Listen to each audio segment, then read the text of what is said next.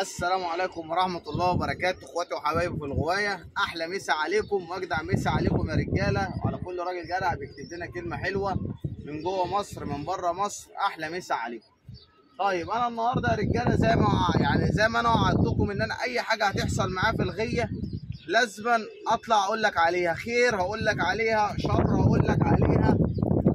نفرح مع بعض ونحزن مع بعض. وبشكر كل الناس اللي بتدعمنا باللايك، وفرحان بكل الناس الجديده اللي اشتركت، والتفاعل بالصلاه على النبي ابتدى ان القناه تتحرك والتفاعل والقناه ابتدت تظهر.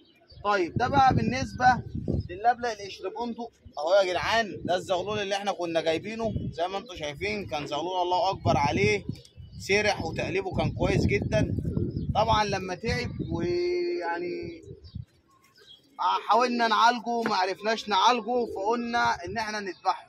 طبعا احنا ذبحناه فرحمناه من العذاب ويعني ومن كل حاجه فادينا ذبحناه وهناكله مش هنرميه. يعني دلوقتي هننضفه برده زي ما بننضف كل حاجه، وهنشغل الكتل بتاعنا زي ما احنا متفقين، وهننضفهم ونحشيهم وناكلهم. فذبح الحمام يا جدعان مش حرام ولا عيب.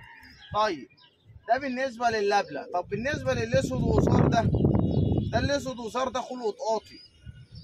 ده اخوه القطاطي زي ما انتم شايفين. فرد الحمام عظمه دماغه صغيره العظم الاسود، ضوافره سودا زي ما انتم شايفين، تقليبه كويس قوي، زغلول صغير، صحته حلوه وكل حاجه. وده كان طاير يا جدعان زي الجن تحت. فجاه ده اخوه عملوا لي 300 جنيه وانا ما رضيتش ابيعهم. فجاه وبقدره قادر في يوم الهوا والكلام ده تعبوا الزغلولين. فبالتالي الزغلول ده يعني ايه أززت. يعني ايه أززت؟ يعني جه عليها سحابه. جه عليها سحابه يعني عمي، يعني ملهاش علاج. دي مش هتتعالج. طالما انت مش هتتعالج، هو انا دلوقتي هعمل له حاجه؟ ما فيش حل تاني. يعني دي ملهاش حل. انا ممكن اخده معلش في الكلمه، واي واحد مبتدئ وانزله السوق وهي يا ابني ضرايبه كده ومش عارفه ايه، ب50 جنيه بيعه، واقول ال50 جنيه اجيب بيها خضره واريح دماغي واذيك. بس ده في الاول والاخر حرام، ودي هتبقى فلوس حرام. طالما انت عارف ان الحاجه دي في ضرر منها، يبقى انت اللي اولى بيها. يعني الحاجه ديت كانت سليمه، كانت كويسه، فباظت عندك دي، يبقى انت اولى بيها. انت صاحبه وانت اولى بيها. امسك كده يا معلم ممكن معانا اهو يا جدعان. بسم الله.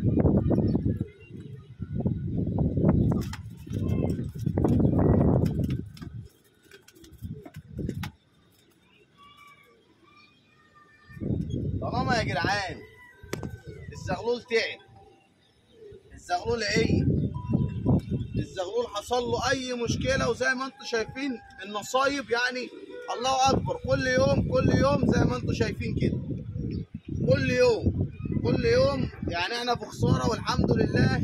فده اي حاجه طالما احنا كويسين، يعني طالما انا كويس وبخير فده اي حاجه.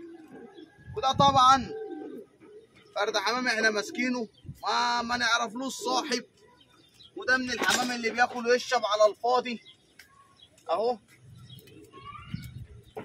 خلي بالكم يا جدعان، دول مش اخر الضحايا، في ضحايا كتير جوه، في ضحايا كتير جدا جوه اهو. يلا يا حاج امسك معانا. بسم الله. ده لو سيبناه هيغرق الدنيا دم.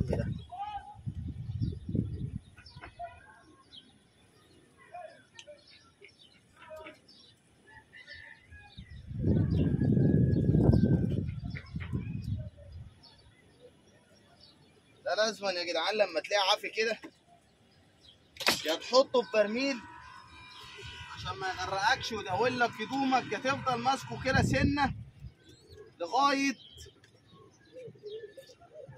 ما يتذبح زي ما انت شايف كده اهو يا جدعان. ده ولا افترا ولا اي حاجه، بس ده فرد حمام عمي مش هينفع، والعمى ده ملوش علاج، جت على عينين الاتنين سحابه.